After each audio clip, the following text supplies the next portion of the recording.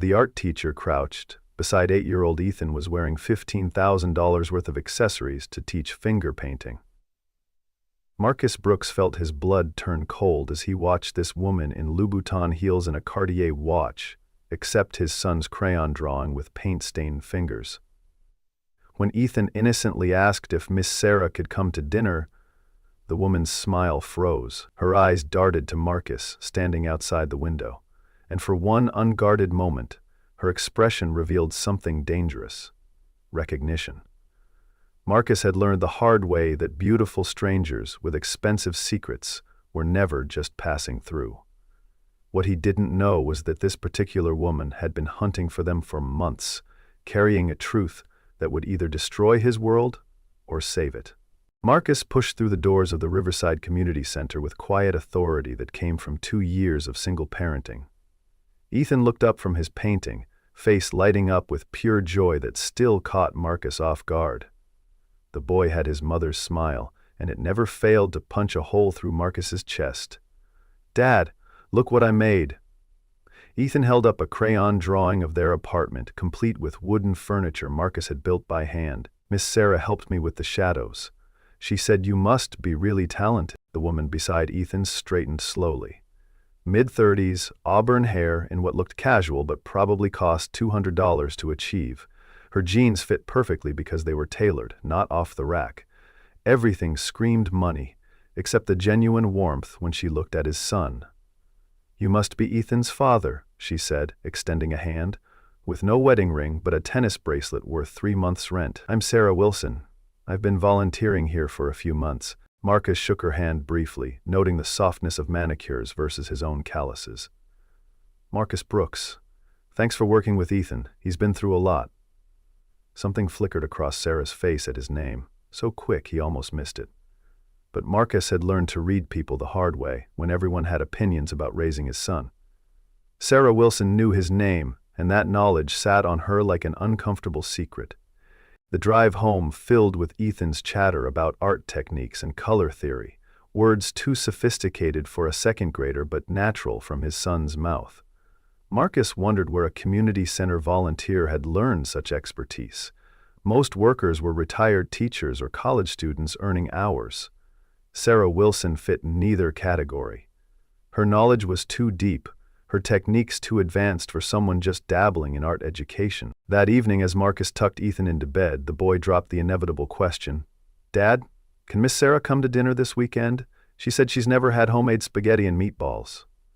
Marcus felt familiar tightness in his chest whenever someone tried entering their carefully constructed world.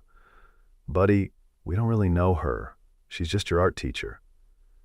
Ethan's eyes grew serious in that way that made him look older than his years. "But she's really nice, Dad. She has a pretty laugh and seems lonely, like we used to be before we became a team." The honesty hit Marcus like a physical blow. They had been lonely, desperately so, in those first months after Emma's death. Only recently had their apartment started feeling like home again, instead of a museum of grief. But something about Sarah Wilson set off every protective alarm bell Marcus had developed. That night, Marcus found himself researching someone online for the first time in months. Sarah Wilson, art teacher, yielded nothing useful. But something nagged about her reaction to his name, her expensive clothes, her hesitation when Ethan asked about dinner. He expanded his search until he stumbled across something that made his stomach drop. Sarah Mitchell, CEO of TechStart Solutions, looked exactly like Sarah Wilson, volunteer art teacher. The Forbes article was 6 months old, featuring 30 under 30 tech leaders changing the game. The woman in expensive suit and perfect makeup was unmistakably the same person who'd spent Friday afternoon teaching his son perspective and shading. But it was the company name that made Marcus's hands shake.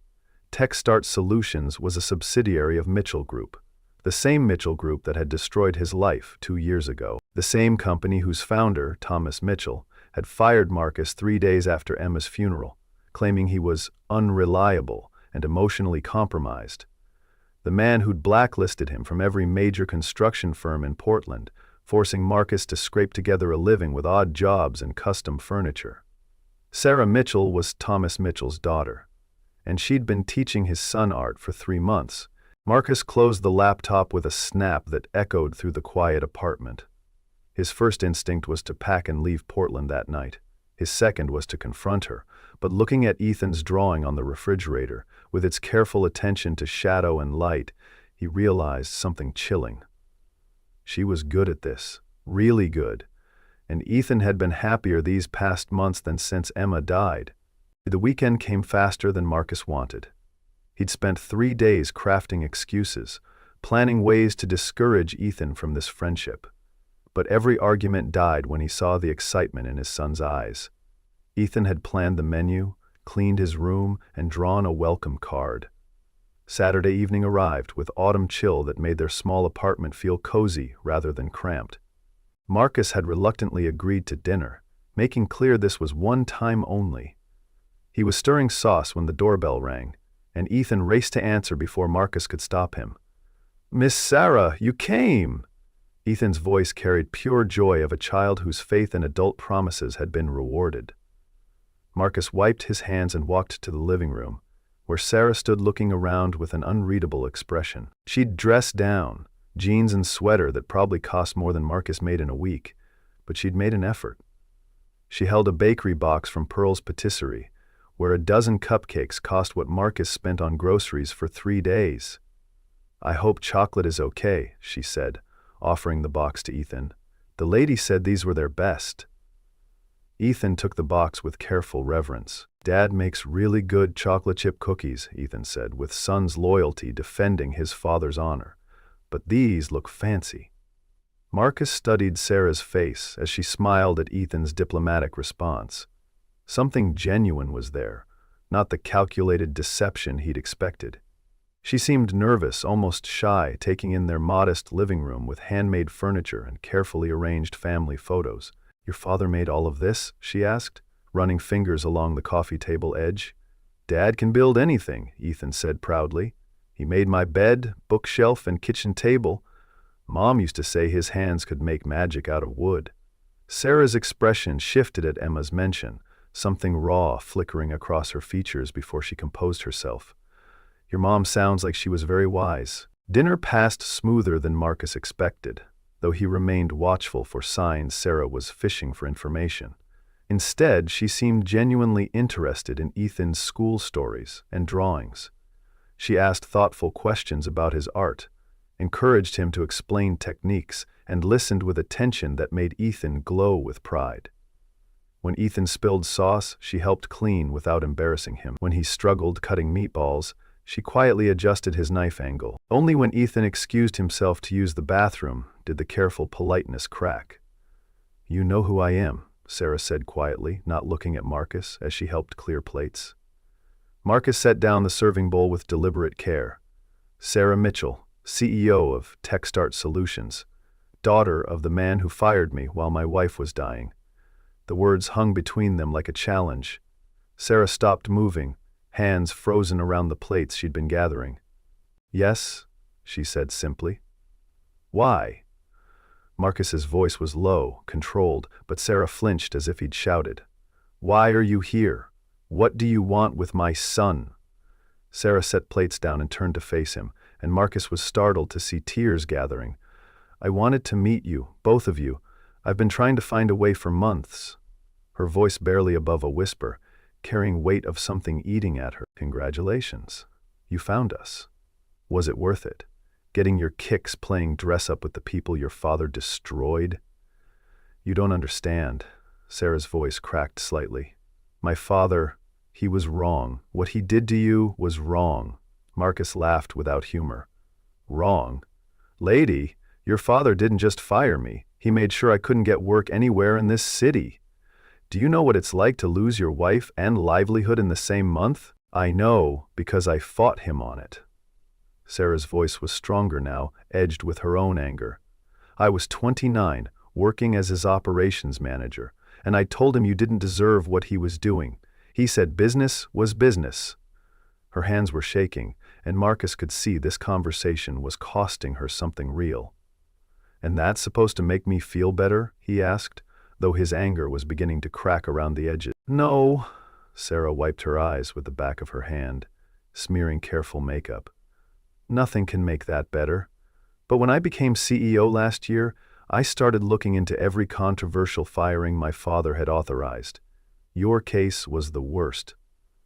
Marcus stared at her, trying to process what she was telling him. So this is what, some charity project? Make yourself feel better about daddy's sins by teaching the poor widower's kid art? It started that way, Sarah admitted, and Marcus felt his worst suspicions confirmed. I planned to offer you a job, a real one with benefits and salary that would let you build a better life for Ethan, but then I started actually teaching him and… Her voice trailed off, looking toward the hallway where they could hear Ethan humming. And what?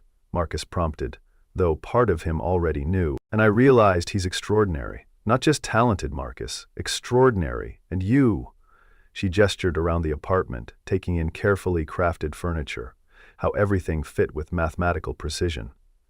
You're raising him to be kind and thoughtful and genuine in a world that doesn't value those things. I didn't expect that. Marcus felt something cold settle in his stomach. What exactly did you expect? Sarah was quiet for a long moment, and when she spoke, her voice was barely above a whisper. I expected to hate you. My father spent the last 2 years of his life consumed with regret about his business decisions.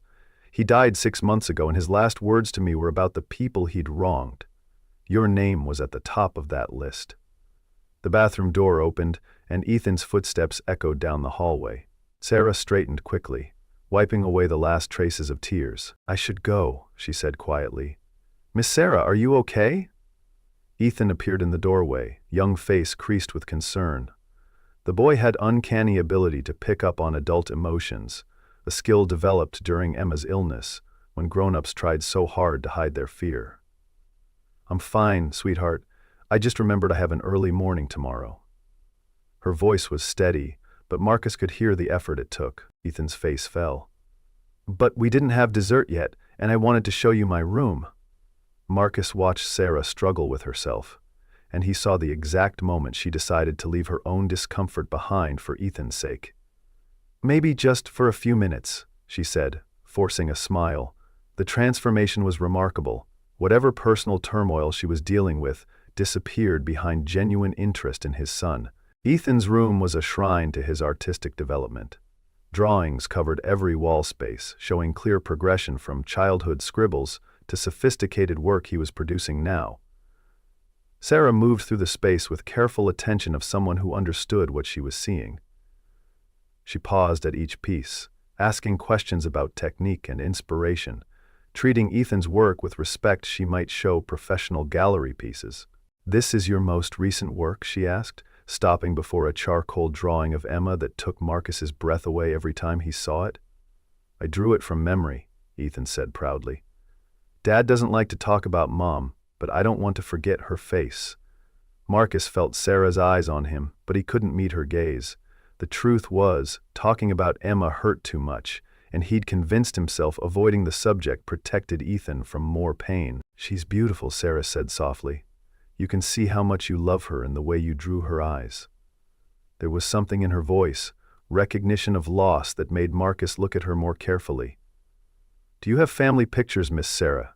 Ethan asked with straightforward curiosity. Sarah was quiet so long that Marcus finally looked at her. She was staring at the drawing with profound sadness she'd managed to keep hidden until now. I was married once, she said finally. But we didn't make it work. That's sad, Ethan said with straightforward sympathy. Maybe you could draw pictures of the good times, like I do with Mom. Something broke in Sarah's carefully composed expression. That's very wise advice, Ethan. Marcus could see that his son had unknowingly touched on something painful, some parallel loss that Sarah carried. The evening ended with awkward politeness and promises to see each other at the next art class. But as Marcus watched Sarah walk to her BMW that cost more than he'd made in 2 years, he realized their world had shifted in ways he couldn't quite understand yet. The woman who just spent the evening in their home wasn't the villain he'd expected. She was something more complicated. Someone carrying her own grief and guilt, trying to find a way to make amends for damage she hadn't directly caused. Over the next 2 weeks, Marcus found himself paying closer attention to Ethan's descriptions of art class. His son mentioned that Miss Sarah had brought professional-grade supplies, talked about visiting European art museums, seemed to know unusual amounts about running a business. Small details painted a picture of someone living a double life, but more than that, Marcus noticed changes in Ethan. The boy was more confident, more willing to take creative risks, more articulate about his artistic choices. But it was Ethan's artwork that forced Marcus to confront the truth he'd been avoiding. His son's drawings had always been good, but under Sarah's guidance they'd become something approaching professional quality. The boy was developing techniques that would have taken years to learn alone.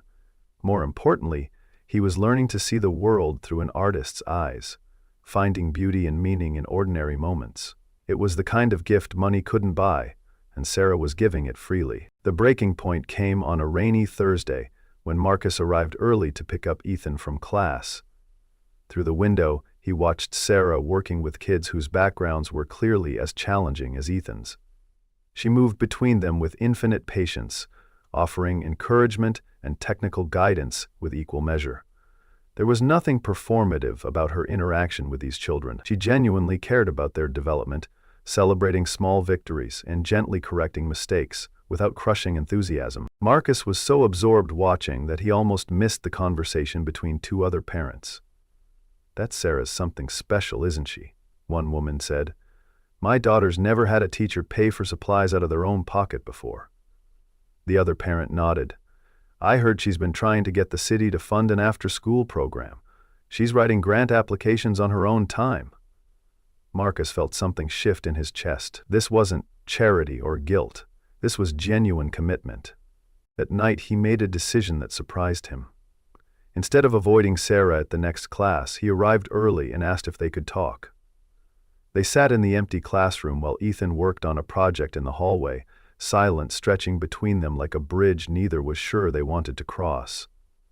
The smell of tempera paint and childhood creativity hung in the air, a reminder of positive things Sarah was bringing into these kids' lives. "I owe you an apology," Marcus said finally. Sarah looked up from the paintbrushes she'd been organizing. "You don't owe me anything." Her voice was careful, as if afraid too much emotion might scare him away. "Yes, I do. I've been watching you with these kids, and I can see that what you're doing here is real. It's not about your father, or me, or some corporate guilt trip. You actually care about them." "I do," Sarah said simply. "Why? You could hire someone to run a dozen programs like this." "Why get your hands dirty teaching finger painting to 8-year-olds? Marcus leaned forward, genuinely curious now rather than suspicious. Sarah was quiet for a long moment, and when she spoke, her voice carried weight that made Marcus understand he was hearing something she rarely shared. "Because I spent 15 years in boardrooms and corner offices, making decisions that affected thousands of people I never met, and I realized I'd never actually touched anyone's life in a way that mattered." She gestured toward the hallway where Ethan was working. "These kids, when I teach them to see light and shadow, when I watch them figure out how to make their imagination visible on paper, I'm part of something real for the first time in my adult life." Marcus felt something inside him unlock, tension he hadn't realized he'd been carrying. "Ethan thinks you're lonely." Sarah's laugh was rueful. "Ethan is wise beyond his years." The admission hung between them, neither comfortable nor entirely unwelcome. "He is. And he's right, isn't he? You are lonely." Marcus found himself leaning into the conversation rather than away from it, surprised by his own willingness to be direct. "Aren't we all, in some way?" Sarah's response was a question that seemed to encompass more than just their current situation. Marcus considered this. "I thought I was protecting him by keeping our world small. After Emma died, it felt safer to just be the two of us against everything else. But watching him with you, he lights up in a way I haven't seen since before she got sick. He's a remarkable child, Marcus, but I think you know that." Sarah's voice was gentle, carrying none of the pity he'd learned to hate from other people. "I know he's everything good about his mother, and somehow none of the broken parts of me." The self-deprecation slipped out before he could stop it. "You're not broken," Sarah said quietly. "You're grieving. There's a difference." The conversation was interrupted by Ethan's excited voice from the hallway. "Dad, Miss Sarah, come look at what I made." They found him holding a watercolor painting of the three of them, sitting around Marcus's handmade dining table. The perspective was perfect, colors warm and inviting. But what caught Marcus's attention was the fourth chair at the table, empty but set with a place setting. The detail was so specific, so intentional, that it took his breath away. "That's for Mom," Ethan explained matter-of-factly. "Miss Sarah said families don't disappear just because someone dies. They just change shape." Marcus felt his throat tighten. "She said that?" The concept was so different from his own approach to grief, so much healthier than his instinct to pack Emma's memory away like her belongings. "Yeah, she said her dad taught her that before he died, that love doesn't end, it just finds new ways to show up." Marcus looked at Sarah, who was studying the painting with careful attention. "Your father told you that?" There was something in her expression, mixture of sadness and gratitude, that suggested this wisdom had come at a cost. "In one of our last conversations, he had a lot of regrets, but he also had a lot of wisdom he'd never shared before." She touched the corner of Ethan's painting gently. "I think he would have liked this very much." Walking to the car that evening, Ethan slipped his hand into Marcus's with casual affection of a child who'd never doubted his father's love. "Dad, do you think Miss Sarah would like to come to dinner again? I want to make her one of those chocolate chip cookies you taught me." The question was asked with assumption that of course she would be welcome, that the tensions Marcus had been wrestling with were invisible to his 8-year-old son. Marcus squeezed his son's hand, feeling something like hope stir in his chest for the first time in months. "I think she might like that very much, buddy." The words came out easier than expected, carrying a promise that surprised him with its sincerity. As they drove home through quiet Portland streets, Marcus realized that his carefully constructed world was about to get more complicated. But for the first time since Emma's death, complicated didn't necessarily feel dangerous. 3 months later, Marcus found himself standing in Sarah's downtown office, looking out at a view of Portland he'd never seen from this angle before. The contrast between this gleaming corporate space and the community center classroom where he'd first really seen her was stark. But somehow both spaces felt authentically hers. The office was decorated with artwork from her students, including several of Ethan's pieces, giving the professional space warmth that most corporate environments lack. "You don't have to do this," he said, turning away from the window to face her across the polished conference table. Sarah looked up from the contract between them, her expression serious. "Marcus, your furniture designs are extraordinary. The pieces you've made for your apartment, the custom work you've done for neighbors, you have a gift that's being wasted on odd jobs and repair work. It's not wasted if it keeps a roof over our heads." Marcus ran his fingers along the table edge, noting the quality of wood and precision of joinery. "But imagine what you could create if you had proper equipment, unlimited materials, and commissions from people who understand what they're buying." Sarah spread out sketches she'd commissioned from an architect. "This workshop space would be yours. No rent, no overhead, just a partnership where you create and I handle the business side." Marcus signed the contract that day, but not before adding a clause Sarah hadn't expected.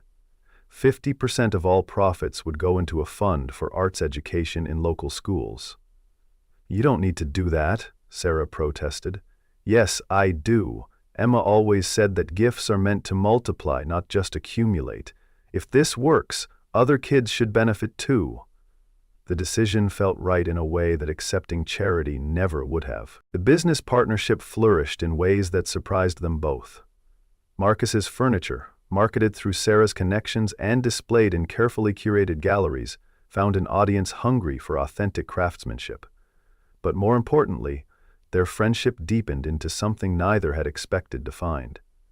Sarah became a regular presence in their lives, joining them for Sunday dinners and helping Ethan with increasingly sophisticated art projects. She never tried to replace Emma's memory. Instead, she helped Ethan find ways to honor his mother through artwork. 6 months after the business partnership began, Marcus found himself working late in his new workshop when Sarah appeared with takeout from their favorite Thai restaurant.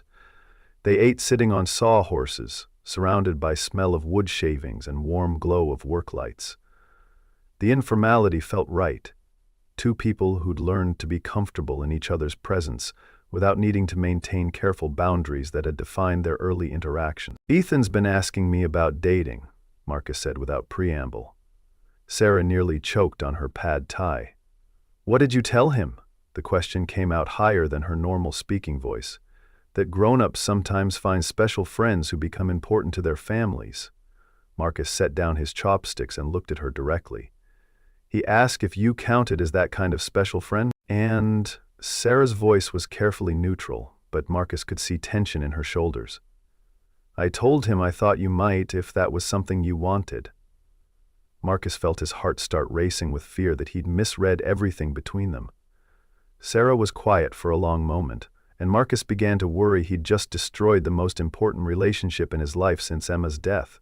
"Marcus," she said finally, "I need you to understand something.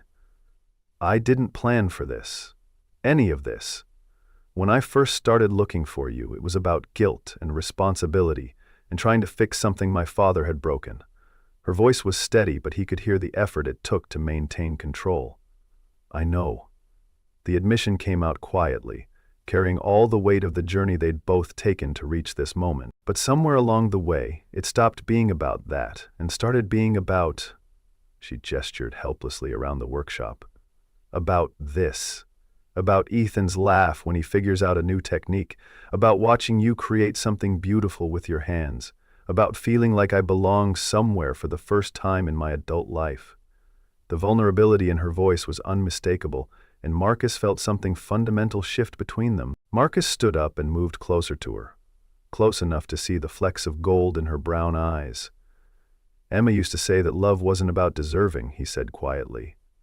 "It was about recognizing when something good was trying to happen and having the courage to let it." The words felt like a bridge between his past and his future, honoring Emma's memory while acknowledging that his heart had room for someone new. "Are you asking me something, Marcus Brooks?" "I'm asking if you want to be part of this family. Really part of it. Not as my business partner or Ethan's art teacher, but as someone who chooses to stay even when things get difficult." The words hung in the air between them, carrying all the weight of everything they'd been through together. Sarah's answer was a kiss that tasted like possibility and hope, and the kind of future Marcus had stopped believing in. They told Ethan together the next morning over pancakes that Marcus made and Sarah attempted to flip with disastrous results. Their son listened with serious attention he gave to all important announcements, then nodded as if he'd been expecting this development all along. The kitchen was filled with comfortable chaos of a family weekend morning. Syrup spills and laughter and easy intimacy of people who'd chosen to share their lives. "Does this mean Miss Sarah will help me with my Mother's Day project at school?" he asked practically. "What kind of project?" Sarah asked, successfully flipping a pancake on her third attempt. "We're supposed to write about someone who takes care of us like a mom. I was going to write about Dad, but now I could write about both of you." Marcus felt his throat tighten with emotion, but it was Sarah who spoke first. "I would be honored to be included in that project, Ethan. But you know I could never replace your mom, right?" Sarah's voice was careful, making sure he understood she wasn't trying to erase Emma's place in their family. Ethan considered this with 8-year-old seriousness. "Mom taught me that families can grow bigger without the love getting smaller. I think she'd like that you help take care of us now." A year later, Marcus stood in the same community center where he'd first seen Sarah, watching her work with a new group of young artists.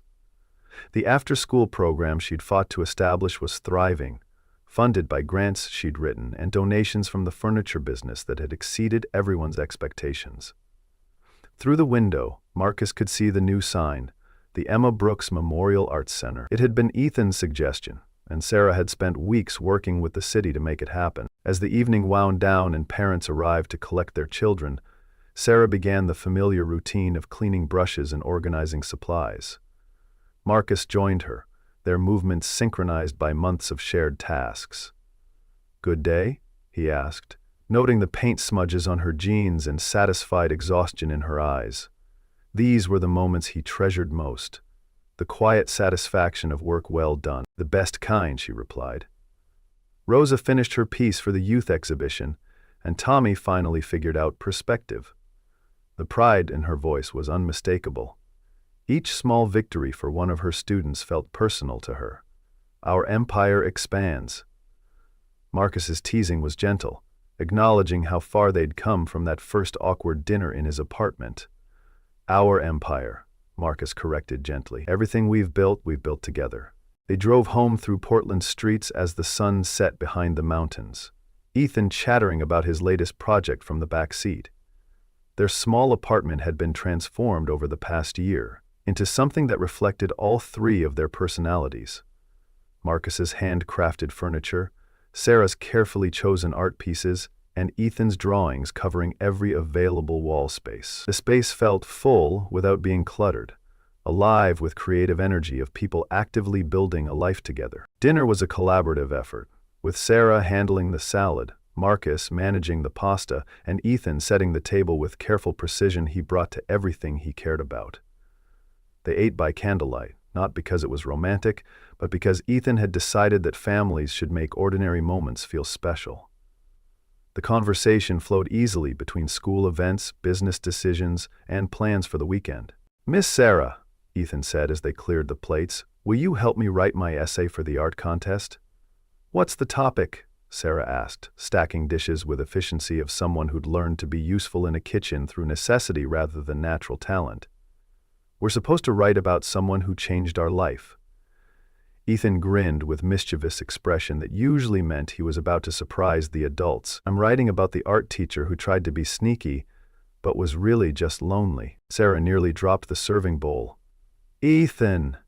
Her embarrassment was real, but so was her laughter. "It's true," he protested.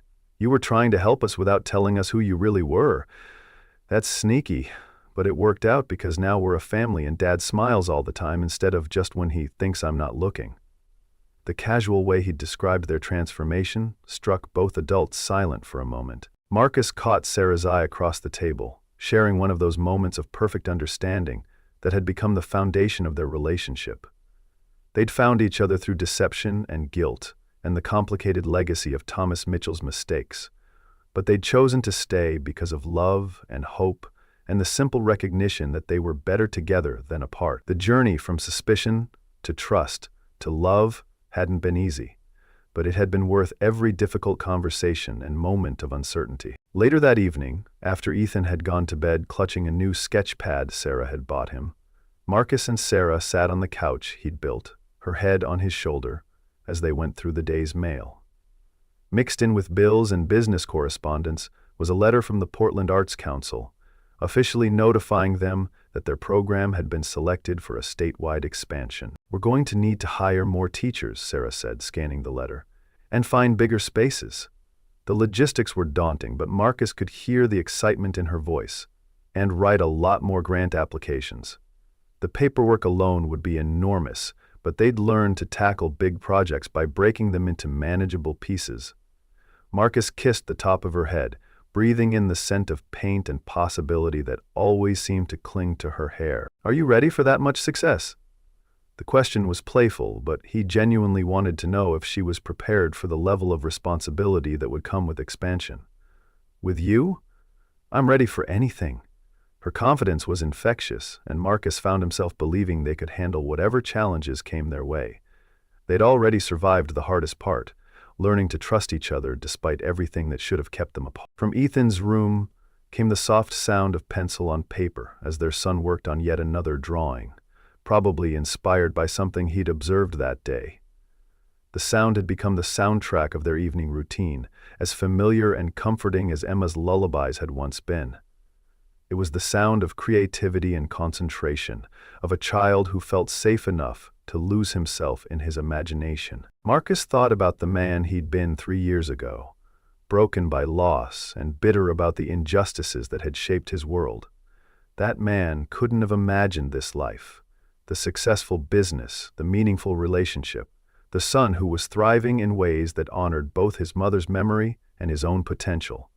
But mostly, that man couldn't have imagined the peace that came from letting go of anger and choosing trust instead. "Marcus," Sarah's voice was soft, almost hesitant. "I love you, both of you, more than I ever thought I was capable of." The words were simple, but they carried the weight of someone who'd learned that love was a choice as much as a feeling. "We love you too," he replied simply. "All of us." The inclusion of Emma in that statement wasn't painful anymore, it was natural. Their family had expanded to include Sarah without diminishing Emma's place in their hearts. From the bedroom came Ethan's voice, calling out his nightly question. "Dad? Sarah? Are you still there?"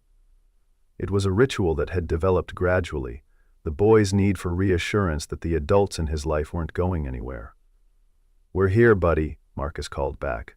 "We're not going anywhere." The promise felt solid in a way that would have seemed impossible when he'd first learned Sarah's true identity. "Good," came the sleepy reply. "I'm drawing a picture of our future, and it's really, really good." Marcus smiled, pulling Sarah closer as they listened to their son's pencil scratching against paper, creating art from imagination and love, and the absolute certainty that tomorrow would be worth drawing. Outside, Portland glittered with possibilities they were only beginning to discover, but inside their small apartment, everything they needed was already there. Handmade furniture that would last for generations, walls covered with a child's vision of the world, and the quiet satisfaction of a family that had chosen each other against all odds. They'd learned that love, like art, was something that got more beautiful the more attention you paid to it.